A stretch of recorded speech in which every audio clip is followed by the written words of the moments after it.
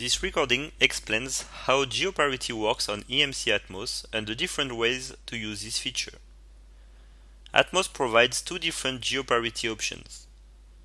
EC 1016, where 10 fragments are created for data and 6 fragments are created for parity. An object can be read if at least 10 fragments are accessible. EC 912, where 9 fragments are created for data and 3 fragments are created for parity. An object can be read if at least 9 fragments are accessible. A minimum of 6 nodes is required to use EC 912. Atmos Geoparity can be used to protect against disk or nodes failures on one site. In general, our customers are creating a policy to create a synchronous Geoparity replica on the local site and a asynchronous Geoparity replica on a remote site to protect against a site failure. If a local replica is available, Atmos will always serve this replica. But if a customer or a service provider has 4 or more data centers, Atmos Geoparity can be used to protect against a site failure using a distributed erasure coding mechanism. With 4 sites, EC 1016 is used and 4 fragments are stored on each data center.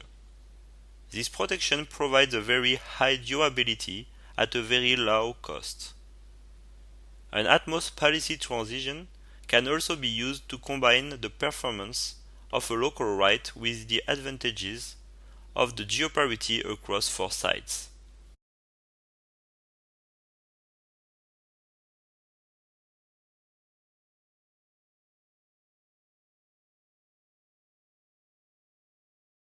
Let's now see the different ways to set up Geoparity with 4 sites. 4 RMGs have been set up using the Atmos Virtual Edition, and each RMG is composed of 4 Atmos nodes.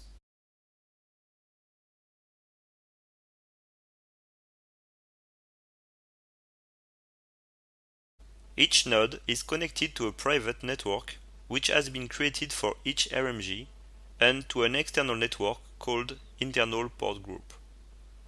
To simulate node or site failures, I'll disconnect this external network. First, I've set up a policy to create a synchronous EC 912 on the local site and an asynchronous EC 912 on a remote site.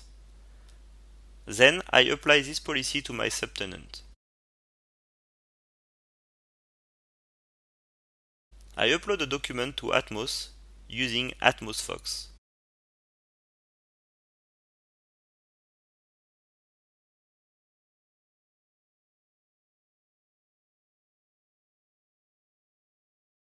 And I send a GET request to retrieve information about this object.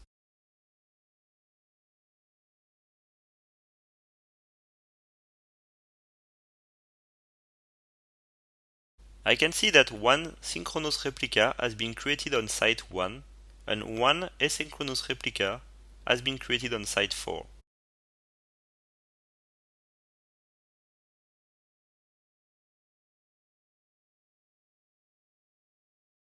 I disconnect all the Atmos nodes of the RMG4 to simulate a failure of site 4.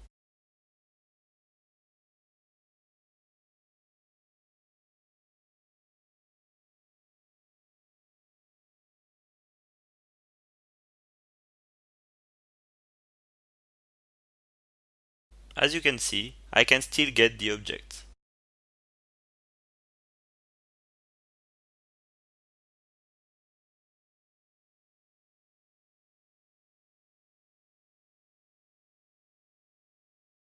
I can now reconnect all the nodes.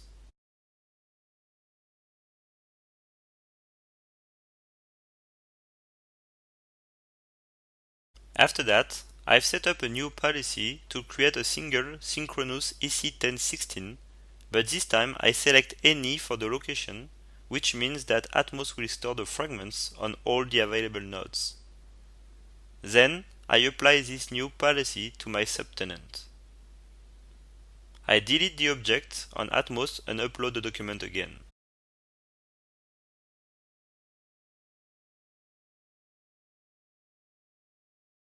and I send a GET request to retrieve information about this object.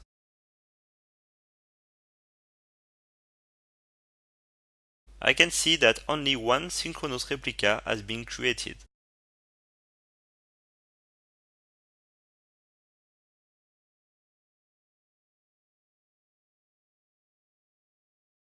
Now, I use the Mari Obj browser command line to obtain more information about this object.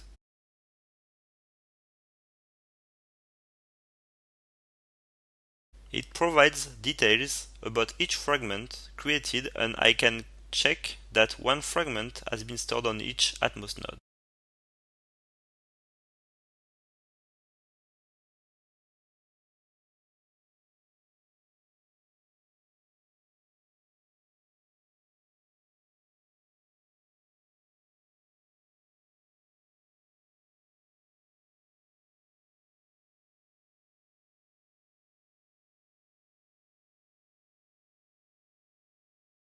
This time, I disconnect all the Atmos nodes of the RMG3 to simulate a failure of site 3.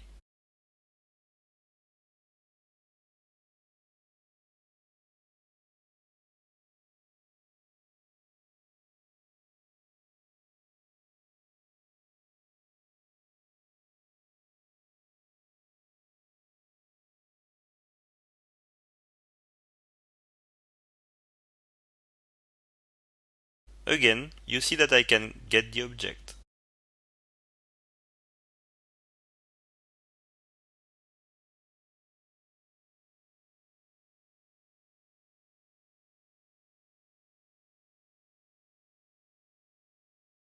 The Mari Obj browser command displays an error message for each fragment unavailable.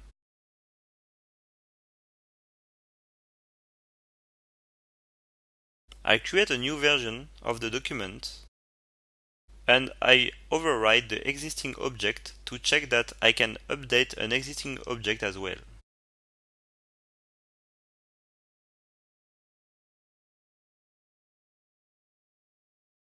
Finally, I copy the document and I upload the copy and check how this object will be stored by Atmos using the 3 available sites.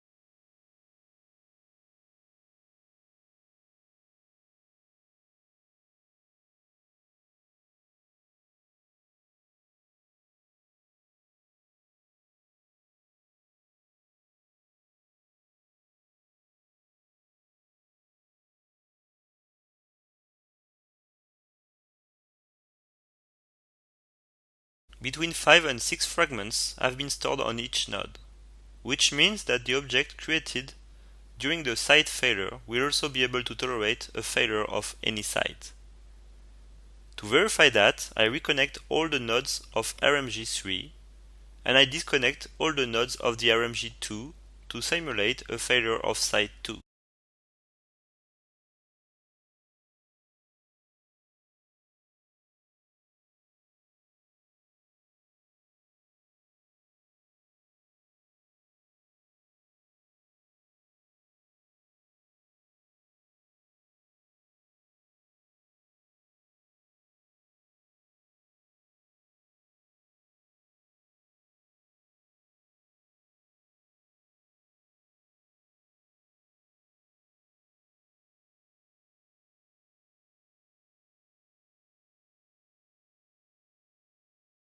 Then I check that I can still get the object.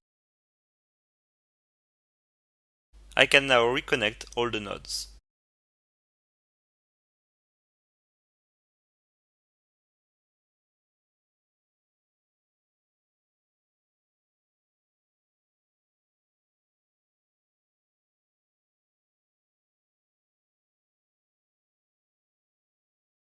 I've set up a new policy transition.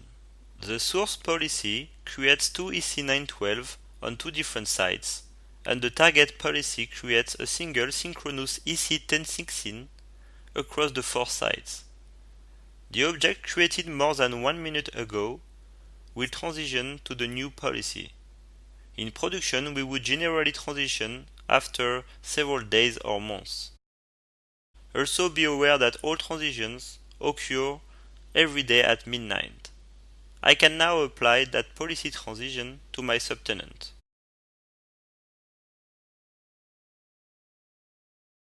When I upload a new object, I can see that the source policy is applied.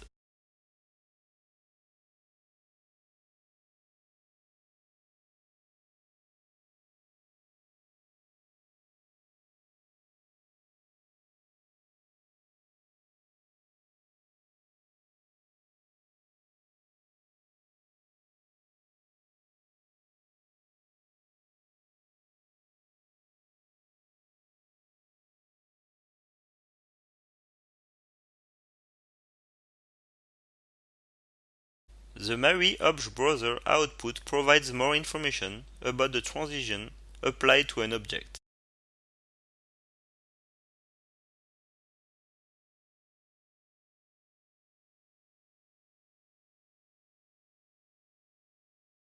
One day later, I run the Mari Obj browser command again, and I can see that the object is now protected using Geoparity across 4 sites.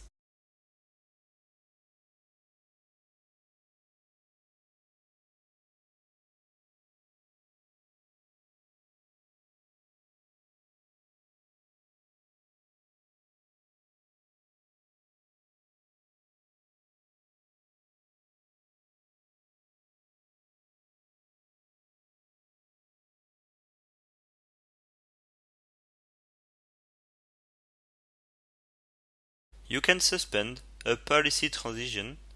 When you suspend a policy transition, all the objects assigned to that policy transition remain in their current policy until you resume the policy transition.